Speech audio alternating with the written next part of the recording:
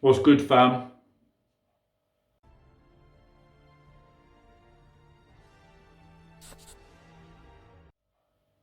I think it doesn't matter what people look like, what colour their skin is, or what they wear, because we are all the same inside. Doesn't matter what voice that we use. Yes, the way that we dress is an interpretation of the way that we want to be seen to the external world. But you do not judge somebody instantly or condemn them for the way that they look or the clothes that they wear. Yet the behaviours that we embody and we adopt, people do cast judgment and define people by. Yet in truth, they are behaviours that you have put upon, that you have worn and taken into who you are. They are programs that you have adopted from the world around you and that you have created a response mechanism to external situations and stimuli with. You are not your behaviours, and it is not your fault. Weirdly, although it may not seem so, everybody is always doing the best they can with the tools and information they have in every situation that they come upon. So somebody that's being a dick knows no better. They're trying to do what they can in order to keep themselves safe, in order to try to gain themselves some happiness. And any time that you put your happiness in another person's hand, they're likely going to drop it because they are so focused upon trying to hold on to their own happiness. I'm here to tell you that I have taken myself from being somebody miles different to who I am today, having no belief in myself, no faith, walking a very questionable path, constantly self-medicating and being in a state of continuous anger, to somebody that is self-actualized, that only takes in information and ingests things which are beneficial for me upon my journey, as I know that everything that we put in we become, as well as being in a state of being there is complete acceptance of all parts of myself, all past experiences, and self-actualized in creating every experience that I now go forth to experience. So, a thought, the things you think become the actions that you take. You think something and then you do something about that thought. You respond in a certain way. This is to do with programs that you have learned. As a child, you were given certain programs by your parents or caregivers, as well as through the information that you experienced and perceived through your unique lenses of perception in your own way. You then go about responding in a certain way. And once you respond so many ways, or so many times in that same way, it becomes a habit, a hardwired habit, a hardwired response and behaviour. Somebody comes along and looks down upon you, seems to be looking at you. What the fuck are you looking at? In truth, they may just be looking, but you are looking for something negative to attach to mirror your anger upon, to then view it in the external world. And the reason that we do this, the reason that anybody ever causes you discomfort or triggers you in any way, is because it's showing you something about yourself which you would otherwise not be able to see. Think about yourself as a body of energy, a sea of water. Left at the bottom, left in the darkness, the pollutants within the sea would rot and fester and undermine and detrimentally affect all of the life within that body of water. Raised to the surface, it allows us to see those pollutants, to scoop them out and to recycle them into something new. The behaviours which you embody, which are less than beneficial, you'll continuously go through externally projecting upon another so that you can see it, so that you can then address it. It's not fucking easy, But I've done all this work myself, and now I am here to bring you this information and to assist you along your journey.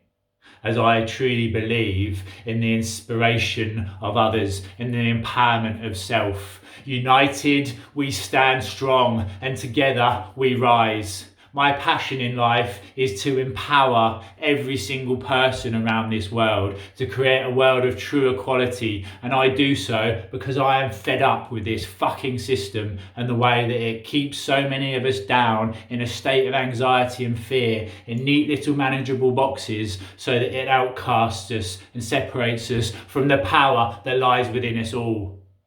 I am here to bring you the education required, the information needed, and the tools to use for your own betterment. Yes, you can cut down a tree with a penknife, but I'm here to give you a chainsaw so that you can go about that task with ease. So, the habits which you then embody and you create and you go through acting out. Over time, all those habits create the characteristics, the personality, and the qualities of the character that you play in the game that we call life. And the character that you play will only ever be able to walk within certain boundaries of paths. If you are playing a character of lack or limitation, you will never be able to walk a path of abundance. If you are playing a character of poor me or victimhood, you will never be able to stand self-actualized and embodying the true potential and the power that lies within you. How then do we go about changing the character? We simply, first of all, realise it is a character. It is not you. You are not your behaviours and you are not your thoughts. You separate from them and you become the watcher, just as though you were playing a computer game. Yes, you become attached to the character in that game and you experience the experiences they are, but you are not that character, just as you are not this body, the thoughts within it or the behaviours which it acts out and plays. You are the eternal aspect of the universe. You are energy. You are universal energy. You are life force. You are love. You are the watcher of the game, the person behind the screen. You are not the Wizard of Oz. You are the sweaty man behind the curtain operating the levers and the cogs. And once you are able to recognize and believe this truth, embody this truth through deep meditation, which I have done myself, it then allows you to go on a journey, an inward journey towards the truth. And inside is where you find the answer, where you find the door that unlocks the world of infinite potential within. I am here once more to give you the key, but you must take it and unlock that door. It is love that is the answer. It is love that is the key. A key that will unlock the door within and set not only you, but the whole world free. It's fucking love, man. And any time you exist in love, life is truly a gift to behold. Anytime you separate yourself from yourself, by trying to deny parts of yourself or behaviours or thoughts or things you have done in the past, you are creating separation from what is. The angel and the devil upon your shoulder are not on your shoulder, they exist within you. They are part of you. And the devil within you, if you try to deny it and push it away, will undermine you from the darkness. If you focus upon it and believe it to be you, it will grow to the point you cannot see anything else. If you accept it as part of reality, just as we know there is day and night, then you can embrace it, bring it back into the whole with acceptance and love it. Love those parts of yourself that others try to condemn because they just do not understand. They do not have a real understanding or view or grasp of what really is. Nothing is ever wrong, it's just information to learn and to grow from. So the character in your game is just a character. Watch yourself, watch the thought. Next time you have a negative or anxious thought, watch it, try to disattach from it. And do so by reconnecting yourself with this present moment and grounding yourself back into now with a simple visualization technique. Put four things on each finger that you are grateful for and tap it. And then 4 things which you look forward to and tap them. And by disconnecting yourself from that pathway, by focusing upon that negative aspect, you will then grow it and feed it. What your attention goes on, you then feed and grow. By disconnecting that pathway and reconnecting yourself with gratitude and optimism back into the current and present moment, the gift of now, you reconnect yourself with existence as it really is. So in the garden of your mind, it is your choice what you grow. Yes, it is important what you plant, the seeds of positivity and optimism, because what we plant grows. We reap what we sow. But it is more important what you focus upon and grow, because the winds of life will always blow weeds into your garden. So if you focus upon those weeds, believing that they are you or that they define you, then you grow them with your light of attention until you cannot see the flowers.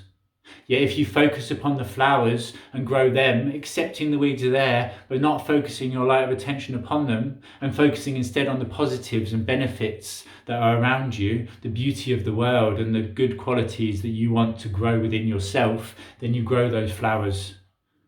And as an added bonus, the shit of life, those effects and elements of life that have previously held you down, the shit of life, if used in the right way, is a bonus and a positive.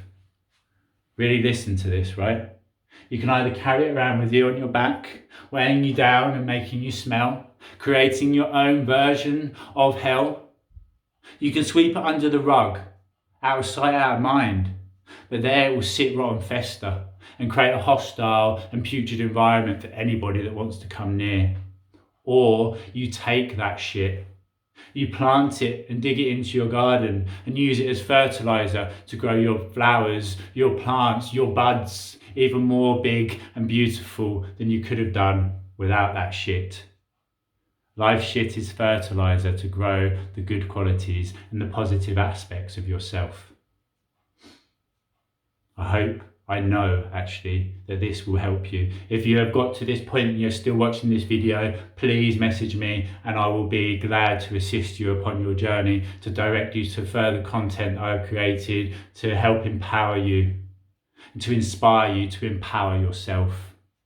Once more, united we stand and together we rise. Namaste. I love you. Peace out.